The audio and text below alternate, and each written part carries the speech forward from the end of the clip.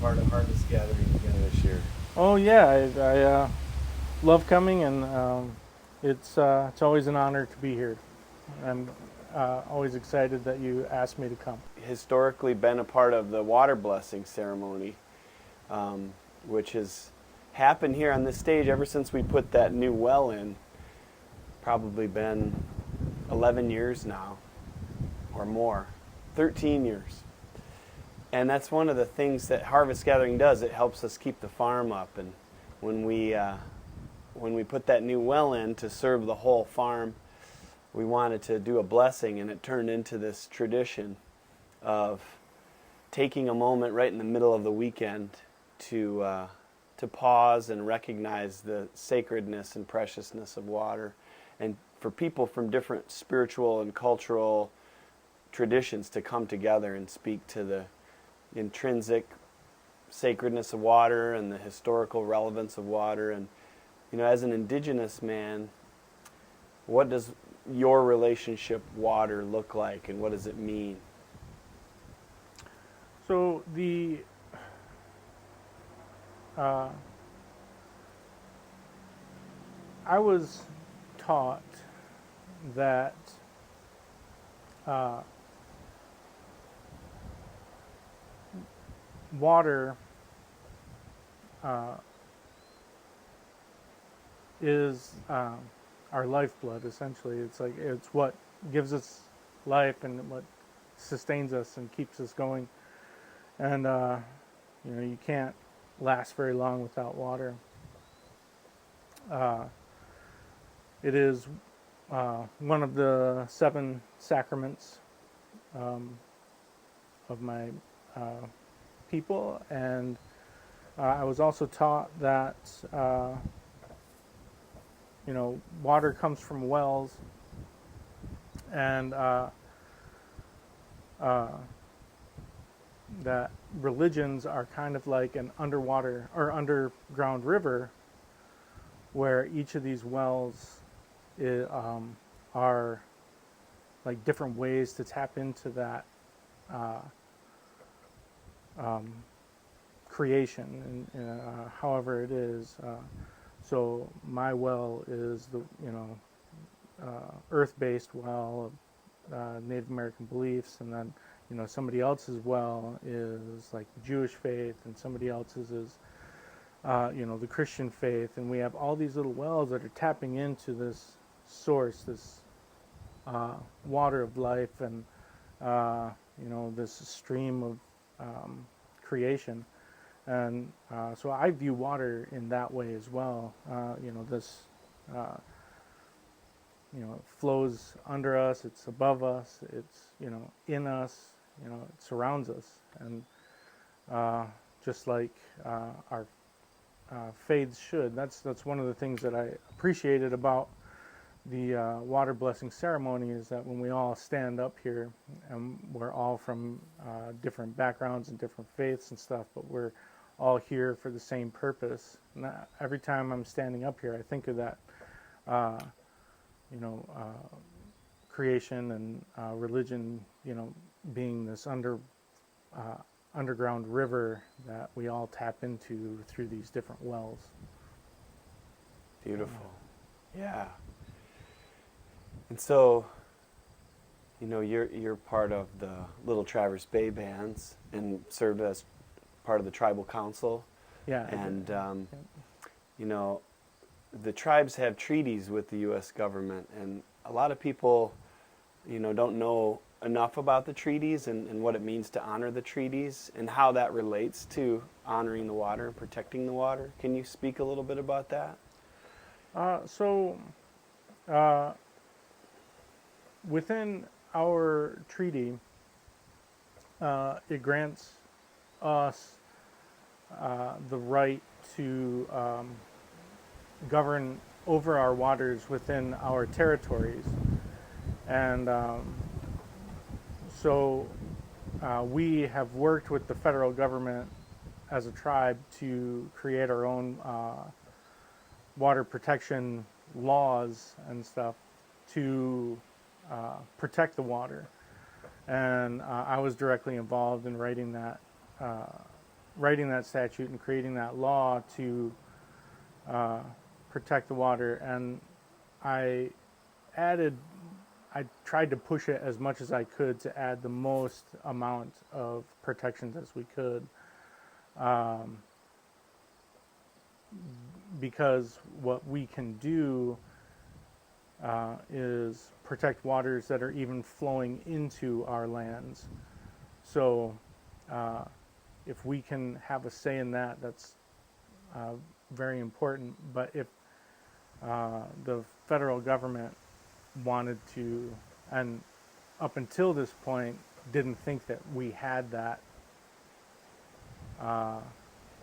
right, but within our, treaty, it allows us to govern over our own lands. So it's a complicated issue, but we fight every day to get those treaties honored and followed. Yeah. Awesome. Can you share a little bit just of some harvest memories and what this gathering has meant to you and your family? Yeah. So I don't remember what year it was, my first one, but my wife and I came. It was before before Augustine was born, and we camped right out here. And so we were out there, and there was this kid playing a guitar right outside our tent with a couple other people, and turned out later down the road that it was Huggy Bear. Mark Lavender. Yeah. Who was doing that. And then our neighbor that year was Dee Dee and Mark, back when they were together. But so our our harvest family kind of started there, and then just grew over the years. You just adding people to your harvest family. And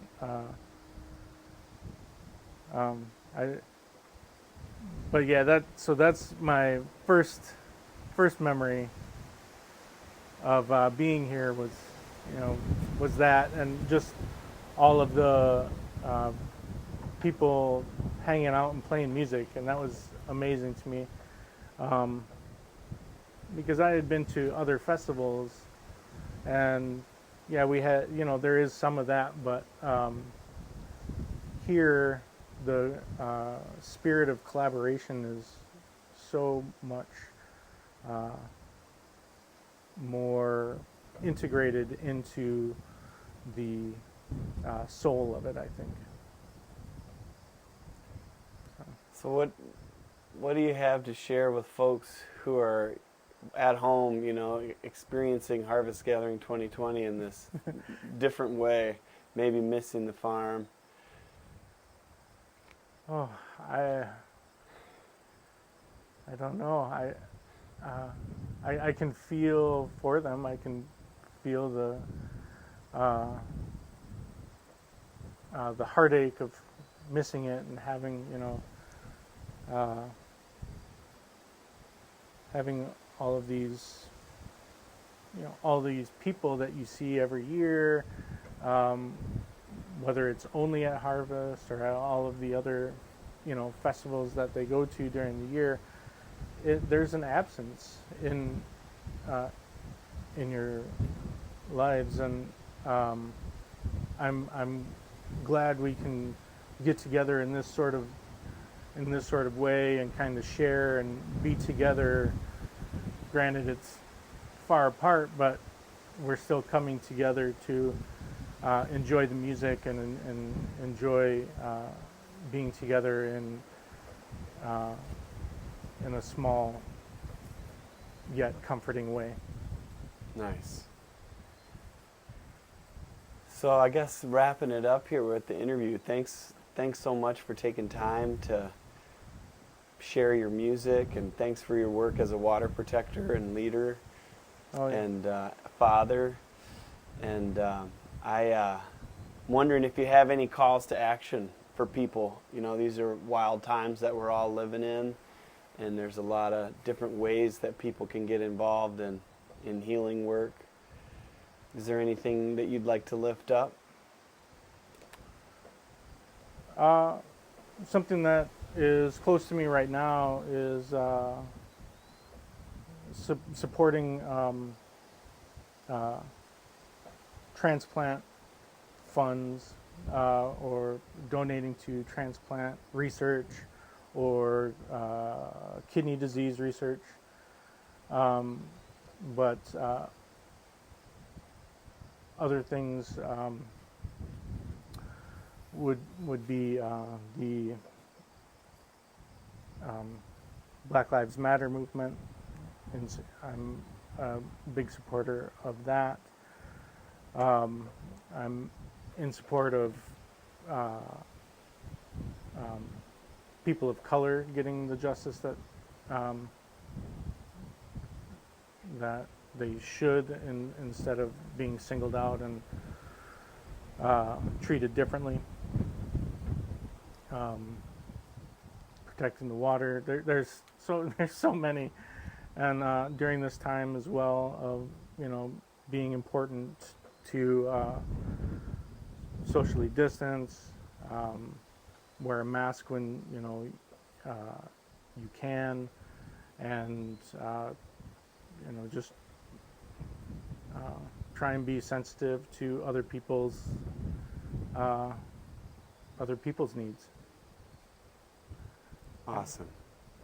Thank you so much, Aaron. Yeah. Appreciate you. Yeah.